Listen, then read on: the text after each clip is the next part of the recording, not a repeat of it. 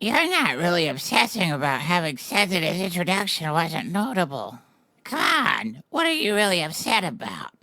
Don't be presumptuous, lady. I'm not. Perhaps your animus have been screaming for representation and caused you to inflict injury, though likely minuscule, upon said male. Ola, I'll put a positive spin on things. I'm a reflective beacon of light. Goodness me, she's a Jungian disco ball. What's the face? What's going on there? Huh? Oh, sorry, it's nothing. Then don't apologize. Keeping one's mind busy is key to not fretting the little things. Yes, you could insert yourself into one's business, providing ample imposition. I inadvertently busy myself with little OCD tics. It is intentional, and you are romanticizing. I take the first letter of each word in a sentence and connect them to make a word. Oh, really? She does this to feel special. Sedativus. She doesn't realize how flippantly she's referring to OCD. Sedativserto. We believe that was Söderhöfsetacht, Lady Mastermind. If full abbreviations are to be included, it's Sedativsertosida. If I ought to be Sedativsertosida. No. It is, because that's how the C is said in the letter. New. Ah! My rules! Ola, you might actually distract yourself from your worries. Uyamadifuwa. Oh, I don't know. Come on, try it. Uydkakodi. I'm probably just not smart enough. Don't do that.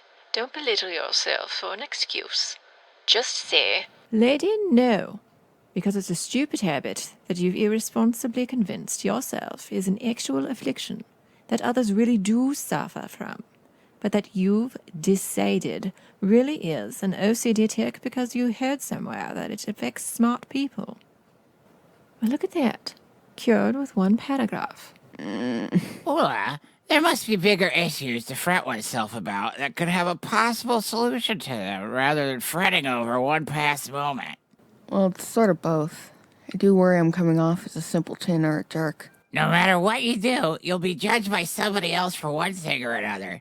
Some of us don't even have time to worry about it. We need to worry about ourselves and our own. I try on emotions like an outfit, so that they dissociate from them, keeping them at a distance. I just know I can seem unexcitable, blasé, or unwilling to try something else. But that's just because I'm tired. Sorry. stop apologizing. Marnie, she's describing a necessary sincerity for insincere sincerity. Like you speaking one way to me and then another to everyone else. Good listener, that hat. Ha! You admit it was just a hat then. But even though my sincerity is insincere regarding what I may actually be inquiring about, at the time sincerity, look, I really do want others to be happy, to feel comfortable, and I definitely don't want to be blind to their discomfort. And I want others to feel cared about. I know my morosity or depression can have narcissistic traits and make me seem like a bleak ball of dispirited plush. I know I should bite my tentacle before blurting out whatever ill-conceived thought manifests from my manic mind, therefore supplanting more appropriate conversation. But my efforts aren't always successful, should the argument be that I have a choice in enacting such an exertion in said state. My point is, I do care about not contributing to making others feel like I do at my worst, or convincing others that no one else cares. I may not seem it, my face may not convey it, but I do love? That's a strong word. I sincerely care about others in general. These days, I sometimes feel like I care too much. Like I've just been giving up on caring for myself, even when I'm ailing.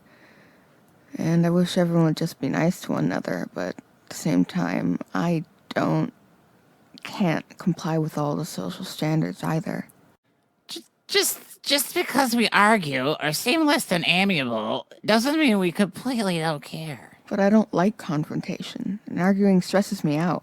We all have our own versions of a good old tete-a-tete. They're supposed to be in private. And it isn't your responsibility to ensure anyone else's happiness. Therefore, worrying about that is a pointless endeavor, as is worrying about others' perception of you. Whether you are truly a turd or simpleton, work with what you have and live your best you, a polished turd or simpleton. Or the amalgam of both. I couldn't really work out that bit about the two poles. But I don't want to be a turd or simpleton at all. My dear girl, the sooner we accept our fates and station in life, the better. No matter how confounding the reality be, like unwillingly cohabitating with another who converses at mystifyingly unacceptable decibel and register levels, simultaneously causing one to see in fluorescent colors. One must soldier on. Yeah, and not all of us are the special fringe that have to learn to both utilize our exceptional abilities and accept that others won't live up to our par. They're subpar. You get it. So, one has to learn that others are just two-faced, self-important windbags who attempt to distract from their lack of brilliance by insulting one. You know who I'm talking about. Marnie, right? Because she feels inadequate because she's not as smart or as interesting as me. So she acts out by being emotionally abusive when I shine. Thank you for reminding me, lady. I'd almost forgotten who I was for a moment. Ula, if one is simply a simpleton or a jerk, that is just fact. I just don't want... To be dependably, undependably, emotionally reliable like Marnie. Or approval-seeking and subsequently impulsive like Lydia, because you just can't handle the possibility of exclusion, and you just need to feel special. I don't need to feel special. I just need to feel needed. You're as essential as a shattered mirror. That cuts deep. I don't need you. Bam! I've got someone who needs me. How did you... Boom. I'm needed up to yin-yang now. That doesn't work in any form. What did you say? That your insatiable hunger for attention has you one step away from Munchausen syndrome by proxy. I'm not listening. Oh, No! Don't do that. Your face might stay that way.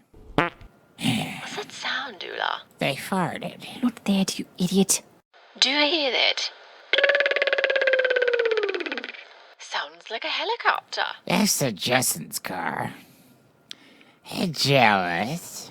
You might be right, lady. I'm right about that being the Jetsons' car. this seems extreme. Are you judging me? What's that in his mouth, lady? What? Have your judgment, Sula.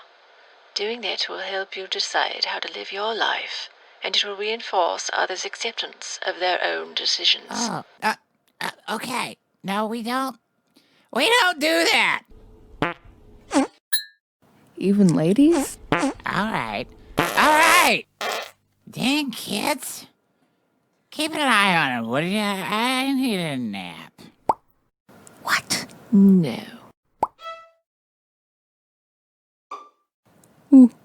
Oh.